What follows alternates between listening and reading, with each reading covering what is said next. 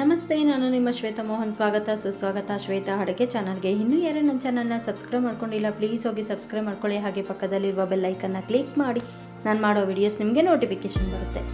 ಈಗ ನಾನು ನಿಮಗೆ ಪನ್ನೀರ್ ಕ್ಯಾಪ್ಸಿಕಮ್ ಮಸಾಲ ಹೇಗೆ ಮಾಡೋದು ಅಂತ ಹೇಳ್ಕೊಡ್ತೀನಿ. ಪನ್ನೀರ್ ಕ್ಯಾಪ್ಸಿಕಮ್ ಮಸಾಲ ಮಾಡೋದಕ್ಕೆ ಒಂದು ಬೌಲ್ ತೊಗೊಂಡಿದ್ದೀನಿ. ಬೌಲ್ಗೆ ಹಚ್ಚಿಟ್ಟಿರೋ ಪನ್ನೀರು, ಹಚ್ಚಿಟ್ಕೊಂಡಿರೋ 2 ಕ್ಯಾಪ್ಸಿಕಮ್, ಹಚ್ಚಿಟ್ಟಿರೋ 2 ಟೊಮೆಟೊ, ಅರಿಶಿಣ ಪುಡಿ 1 ಸ್ಪೂನ್, ರುಚಿಗೆ ತಕ್ಕಷ್ಟು ಉಪ್ಪು, 2 ಹಸಿಮೆಣಸಿನ್ಕಾಯಿನ ಹಚ್ಚಿ ಹಾಕ್ಕೊಳ್ತಿದ್ದೀನಿ. ಸ್ವಲ್ಪ ಕೊತ್ತಂಬರಿ ಸೊಪ್ಪು ಹಾಕಿ ಚೆನ್ನಾಗಿ ಮಿಕ್ಸ್ ಮಾಡ್ಕೊಳ್ತೀನಿ. ನೋಡಿ, ಕೈಯಲ್ಲಿ ಒಂದ್ಸಲ ಈ ಥರ ಮಿಕ್ಸ್ ಮಾಡಿಕೊಂಡು ನಂತರ ಎಲ್ಲನೂ ಚೆನ್ನಾಗಿ ಮಿಕ್ಸ್ ಆಗಬೇಕಲ್ಲ, ಹಾಗಾಗಿ ನೋಡಿ ಈ ಥರ ಮಿಕ್ಸ್ ಮಾಡ್ಕೊಳ್ಳೋಣ.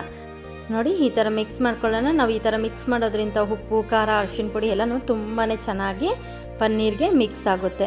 ಹಾಗಾಗಿ ನೋಡಿ ಎಲ್ಲನೂ ನೀಟಾಗಿ ಮಿಕ್ಸ್ ಆಗೋವರೆಗೂ ಮಿಕ್ಸ್ ಮಾಡಿಕೊಂಡು ಈಗ 15 ನಿಮಿಷ ಒಂದು ಪ್ಲೇಟ್ ಮುಚ್ಚಿ ಎತ್ತಿಡೋಣ. ಅಷ್ಟರಲ್ಲಿ ನಾವು ಮಸಾಲೆಗೆ ರೆಡಿ ಮಾಡ್ಕೊಳ್ಳೋಣ. ಬನ್ನಿ, ಮಸಾಲೆಗೆ ಏನೇನು ಬೇಕು ಅಂತ ಹೇಳ್ತೀನಿ ನೋಡಿ.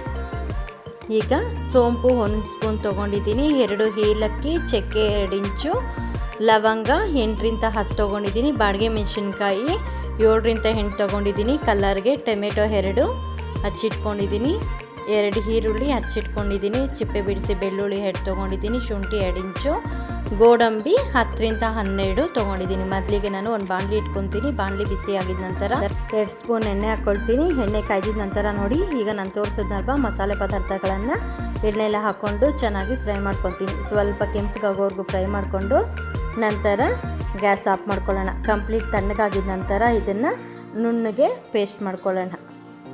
ನೋಡಿ ಈ ಥರ ನುಣ್ಣಗೆ ಪೇಸ್ಟ್ ಮಾಡಿಕೊಂಡು ಈಗ ಪನ್ನೀರ್ ಕ್ಯಾಪ್ಸಿಕಮ್ ಮಸಾಲ ಮಾಡೋದಕ್ಕೆ ಒಂದು ಬಾಣಲಿ ಇಟ್ಕೊಳ್ಳೋಣ. ಬಾಣಲಿ ಬಿಸಿ ಆಗಿದ ನಂತರ 4 ಸ್ಪೂನ್ ಎಣ್ಣೆ ಕಾಯ್ದಿದ ನಂತರ ಪಲಾವ್ ಎಲೆ, ಚಕ್ಕೆ, ಲವಂಗ, ಚಕ್ಕೆ 2 ಇಂಚು, ಲವಂಗ 4 ಹಾಕ್ಕೊಂಡಿದ್ದೀನಿ. ಅದಕ್ಕೆ ಸಣ್ಣಗೆ ಹಚ್ಚಿಟ್ಕೊಂಡಿರೋ ಈರುಳ್ಳಿ ಒಂದನ್ನು ಹಾಕ್ಕೊಂಡು ಕೆಂಪಗಾಗೋವರೆಗೂ ಫ್ರೈ ಮಾಡ್ಕೊಳ್ಳೋಣ.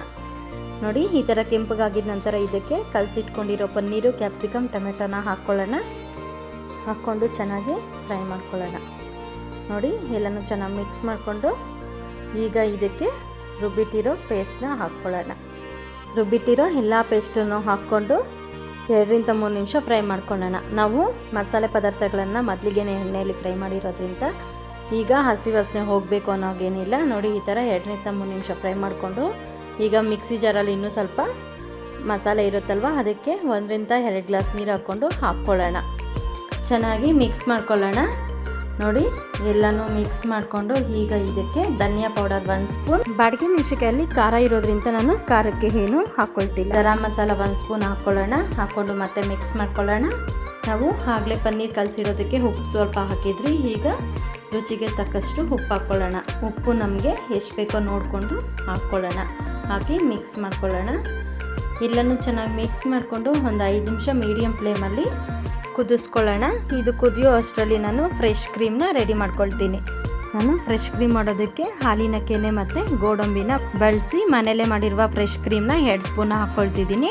ಕೊನೆಯದಾಗಿ ಕೊತ್ತಂಬರಿ ಸೊಪ್ಪು ಹಾಕಿ ಗ್ಯಾಸ್ ಆಫ್ ಮಾಡಿಕೊಂಡ್ರೆ ಬಿಸಿ ಬಿಸಿ ಪನ್ನೀರ್ ಕ್ಯಾಪ್ಸಿಕಮ್ ಮಸಾಲ ರೆಡಿ.